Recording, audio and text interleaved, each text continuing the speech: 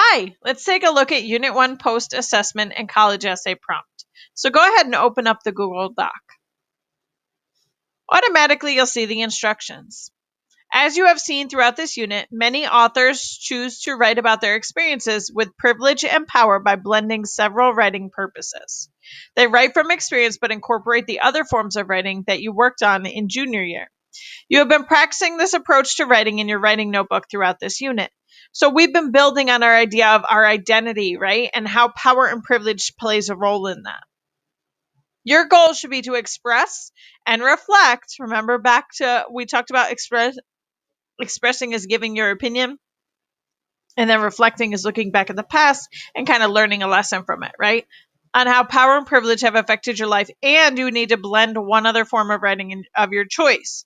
So please do not worry about the blending. I guarantee you will be able to at least do two of these. So you're going to express and reflect because you're talking about your own personal life. You're talking about your identity, how you got to be who you are, right? And then I guarantee you will hit more than one of these. So please do not worry about the blending and the purposes. Your essay should take the format of a college essay, focusing on, so this is what you're graded on: focus, development, organization, conclusion, conventions, and writing purposes. So let's look at a college essay.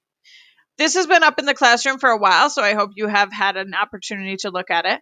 But you're going to have a title to your college essay. Paragraph 1 is going to be about your past. You're going to tell a detailed story about something or someone or a hobby you have that's really shaped your identity and who you are. So this is going to be in story format, sensory experience. You have to hook the reader and make us feel like we're there with you. Paragraph 2 is a little bit of a larger picture, right? Like, what was the point of that story? So if you talked about breaking your leg in soccer, for instance, right? Like, what does soccer mean to you? How has soccer in general developed who you are as a person? And then this last paragraph is going to be your future, right? So you have past, present, and future.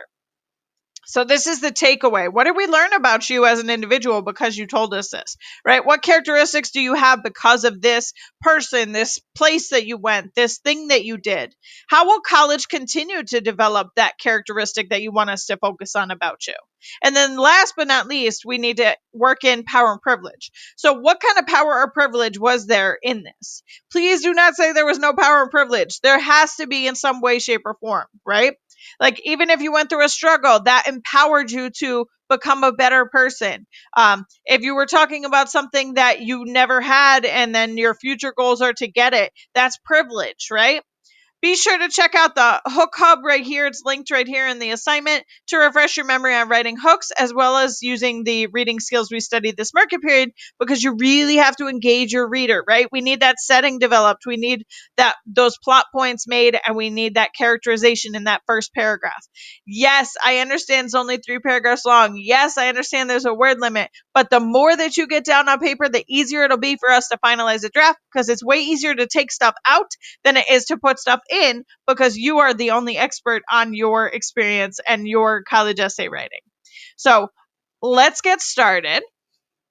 It's available in English, Spanish, and Portuguese, and we are going to spend the time working on this. So go ahead and get started. Check out the rubrics too. They'll be attached in here.